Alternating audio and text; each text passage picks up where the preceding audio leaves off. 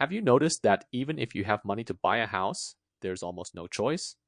People who go house hunting complain about how all houses look exactly the same now. They're all uniformly ugly. They say developers claim to build luxury homes, but what they deliver looks like big white cardboard boxes with no design style or quality assurance whatsoever. How can this appreciate in value? The design looks sloppy, and the floor plans seem thrown together. Buying a house is really difficult now. Which residential design styles affect living quality, and which styles might be investment traps? Before we start, please like this video. Your likes are my biggest motivation to keep updating.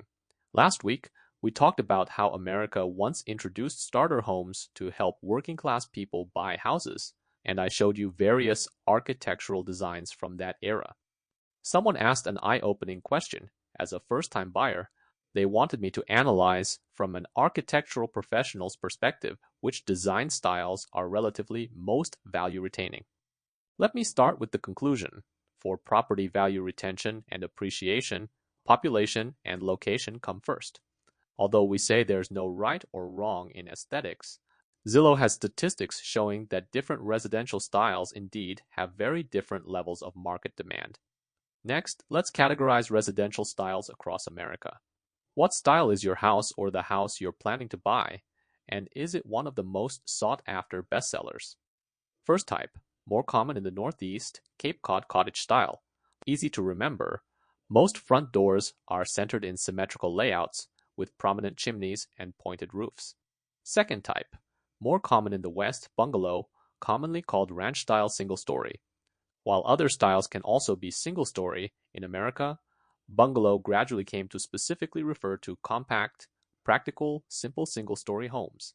Third type, more common in California, Mediterranean style. Red tiles, white walls, wrought iron railings. Fourth type, more common in Texas and the Southeast, ranch style.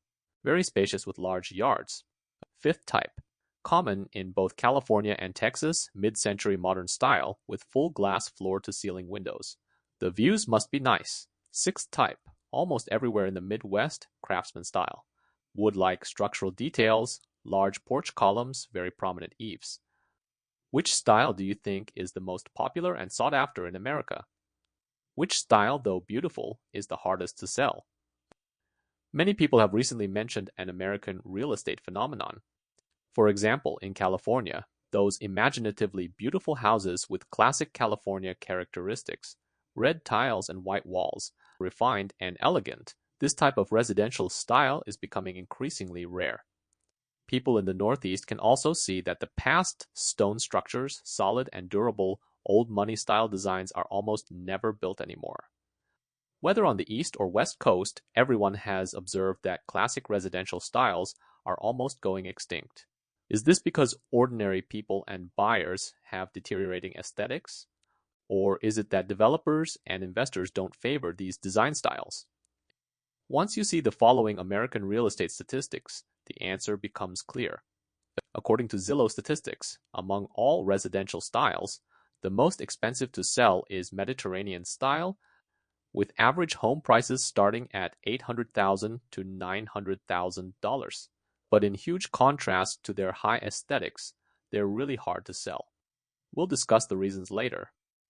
Let's first look at America's best-selling residential design style. The winner is bungalow single-story homes. For example, in Portland on the West Coast, records show they can sell in about 11 days. These low-key, unremarkable houses have three almost unbeatable advantages. First advantage, convenient living. Whether young people, middle-aged, elderly, or retirees can live there. Especially for retired older friends, in an aging society, there will be more and more of them. Whether for personal residence, house swapping, or investment, bungalows are hot commodities. Second advantage, from our experience working with clients on architectural design, single-story homes have low costs. Because the building has few details, unlike Mediterranean style with arches, mosaics, balcony ironwork. Beautiful things all cost money. But look at bungalows. You can understand them like driving Japanese cars.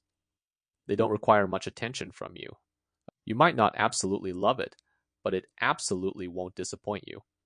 So bungalows are also fast circulating real estate that everyone dares to buy. So the number of people willing to pay for luxurious appearances has greatly decreased. Northeastern housing is the same. For example, there's a style called Tudor, English style, old aristocratic, but also with very high maintenance costs. If you need to find workers for repairs now, they'll charge you a fortune. So no one considers investing in or building them. So today's home buying logic has completely changed. It's no longer about style and detail pursuit, but about simple, money-saving, quick construction. So you'll see many developments with 100 plus houses that basically all look the same. As someone commented, ugly, all ugly in exactly the same way. But this brings a new problem. Will future American real estate development never have that so-called architectural design stylization? Will America's entire residential market show increasingly crude, templated uniformity? Buying houses saves money, but is this necessarily good? It's really not easy for people to buy houses now. Housing prices are expensive, and mortgage rates haven't dropped much. People are forced to lower their home buying standards. For example, although developers build entire developments, it's different from the dream home they imagined owning. Everyone looks identical and ugly with no choice. When we do development planning, we often feel helpless. The budget is set that strictly. The client limits you within this range. As architectural design, having extra ideas is useless because when design details get refined, the most asked question is, can this be removed? Can we save more money? Don't blame developers at all. Let me calculate for you how much difference there is between buying a house with style versus without style, with design consideration versus without design consideration. Cost analysis example. Let's take a $550,000 house. If developers use unified template construction with basically no architectural design, the construction cost is about $320,000. Notice, here's the key point. If we want to increase building quality and enrich housing styles, why would housing prices skyrocket due to rising costs? For example, architectural design costs increase. Also, because of design modifications to make houses more beautiful and functional, exterior material costs increase. Plain cement walls might need to be changed to brick and stone arches. Windows and doors need customization. Past cheap asphalt roof tiles need to be changed to beautiful red copper tiles, etc. So this $550,000 house would need to increase by at least $90,000 to $100,000, with a final selling price breaking $650,000. So should we buy cheap houses to let everyone have homes quickly or pursue stylish, beautiful, personalized houses? You should have your answer. So you can understand, it's not that no one understands design now. Architects and designers still exist. It's that the market can no longer accommodate those who are particular about quality. So although we mentioned many styles at the beginning, various styles in different regions, now you see all artistic and styling elements being cut down as much as possible, gradually mixed and matched, slowly becoming somewhat industrially templated. You can't even tell what developers are building or what style it should be called. Honestly, sometimes even those of us with architectural backgrounds, when we go to sites to identify what style a residence is, we're completely confused. Because developers aren't designing houses or doing architecture, they're designing profit models. Using minimal design, lowest labor costs, fastest construction schedules, making fewest mistakes, rapid construction to reduce costs and accelerate sales. So what we now call various residential design styles are at most simplified, castrated versions for cheap construction costs. Mediterranean style can be castrated beyond recognition, but it saves money and can be built in every state. So in this real estate environment, how should we avoid those style mix and matches that obviously lose money and choose the most suitable style mix and match that guarantees maximum value retention for your home purchase? Someone asked about buying a 3-story house for personal residence while considering bringing parents over for elderly care in the future.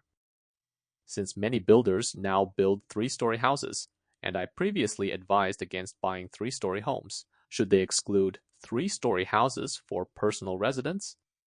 Three-story houses usually aren't as good as single-story ranch-style homes. Consider space extension and stronger comfort. Of course, now some builders do mixed styles, like ranch style.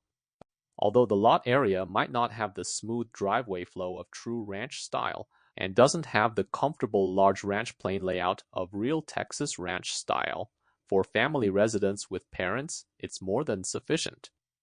Many mixed-style redesigned ranch styles are actually no longer just one story. Some are 2 stories with partial height increases. They usually put the master bedroom completely on the second floor, occupying the entire second floor, giving you better views. Then arrange secondary bedrooms and other rooms on the first floor for parents' elderly care. This is a compromised mixed style. But I specifically mentioned Texas because Texas ranch style usually puts the master bedroom on the first floor. Everyone knows Texas temperatures. Summers are also very hard to bear, over 110 degrees. Putting the master bedroom on the second floor after being baked all day. Can you live in that master bedroom? Very painful. So now styles rarely have absolutely pure breeds. It's just that understanding various design styles on the basis of these styles, you find what you relatively need more, what's more convenient for family residents, and if you rent out later, can better face various rental age groups. Styles I don't recommend might be pure Mediterranean or pure Tudor styles because they have very many details. Inside and outside are all decorative component details. If any decorative component breaks, finding replacement materials is extremely difficult. They're truly beautiful red tiles and white walls, but repair costs are truly high and reselling is truly exhausting. This kind of mistake might be avoidable for first-time buyers, but some friends upgrading houses might impulsively fall into style selection traps. The trouble with house swapping is that what you swap to might be more frustrating to live in. Someone asked whether there are statistics on how to improve rental efficiency and rent out houses quickly. Is there a type that everyone prefers and rents easily? Again emphasizing, still consider population and location as core factors for analyzing real estate. For styles, just try to make them visually appealing, have eye fate. Most of us have rental experience. Recall that some houses you might love at first sight, but some houses you might feel cold toward before even entering to see the floor plan, just standing at the front door looking at the exterior, even having nameless aversion. 2 main points for investment properties. First, investment properties actually shouldn't pursue special particular styles. Although we talked about residential architectural design styles today, you'll find that among so many styles, you should try to de-stylize the appearance, keeping it relatively simple and modern. Like what developers now heavily promote, these mixed styles are very simple, plain designs.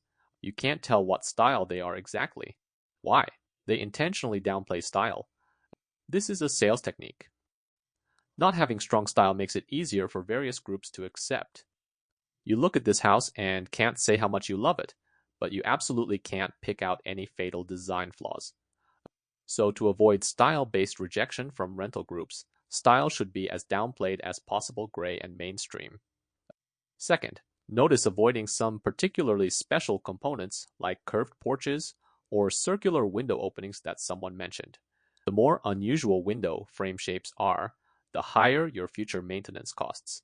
If special-shaped windows break or crack, they're non-standard components. You generally can't find suppliers now. If you custom order components, you wait 2 months for delivery. But during those 2 months, tenants won't accept it. They have reason, your window has problems, it's unsafe, it's broken. Either you compensate rent or fix it perfectly tomorrow. What can you do? You've trapped yourself. So for investment properties, architectural design styles should avoid being overly stylized and try to ensure all building components are standardized. Only this way can you rent well, negotiate well, and repair well, when you understand various architectural and residential design style pursuits. Truly 100 flowers blooming with endless creativity. How do you feel now? Does our life seem increasingly lacking in style and taste? Are our buildings becoming increasingly homogenized and templated? If houses' destiny is to look increasingly similar and ugly, what value does this have for appreciation? Can we still rely on certain design styles when choosing houses to guarantee home buying returns? Actually, while making this episode from my professional architectural perspective, honestly, I feel great sadness in my heart. It even makes one doubt whether the final result of modern industrialized building production is eliminating artistic styles, eliminating cultural personality, eliminating individual value. Because we study architecture, all the various architectural styles and art history we learned in school for so many years assumed that based on environment and local geography, there would be unique architectural styles. When we enter work scenarios, especially in recent years, not just California, Florida, Texas, wherever you go, you really feel the styles are very similar. Large-scale developed residential areas, if you take drone aerial photos, almost all look identical. No difference between California, Florida, Texas. Moreover, if you open Zillow and randomly scroll through 100 plus houses, they almost all look roughly the same. Even some large developers claiming to build luxury homes. I won't name names. Really, as that person said, they deliver houses like big white walls made of paper. Luxury homes cut corners on all kinds of details whenever possible. Can't talk about design anymore. So back to our initial question, have residential architectural styles become extinct? What value do they still have for housing appreciation and value retention? I think under these harsh real estate conditions, where many people still can't afford houses and buying houses is very difficult, what dominates real estate is housing prices. Only when ordinary people, working class, regular people can afford houses and easily buy suitable good houses among the basic necessities of food, clothing, housing, and transportation, reduce the housing burden, then people can have energy to think about styles and design. Current style is just icing on the cake regarding housing prices. It's not decisive, but it still has meaning. Especially when location, floor plans, and house conditions are very similar. At that time, your design style getting an extra look makes it easier to sell well, easier to rent quickly. In an economic environment that makes it increasingly difficult for ordinary people to buy houses, it's destined not to produce the great architectural style innovations of the past because everyone's busy surviving. But for me personally, I still like those housing styles that can combine climate characteristics and local culture, truly belonging to local people. This is like, let's take an extreme example. Even if everyone is now brainwashed and only knows to wear white shirts on the street, you can pin a beautiful brooch on your chest. Although it's just a brooch, that's no longer just a white shirt. But the person wearing it, you can see different beauty. I welcome everyone to comment and share what architectural styles and residences you like. Do you prefer flat roofs or sloped roofs? Thank you for your likes and subscriptions. Don't forget to turn on notifications so you don't miss the next exciting share.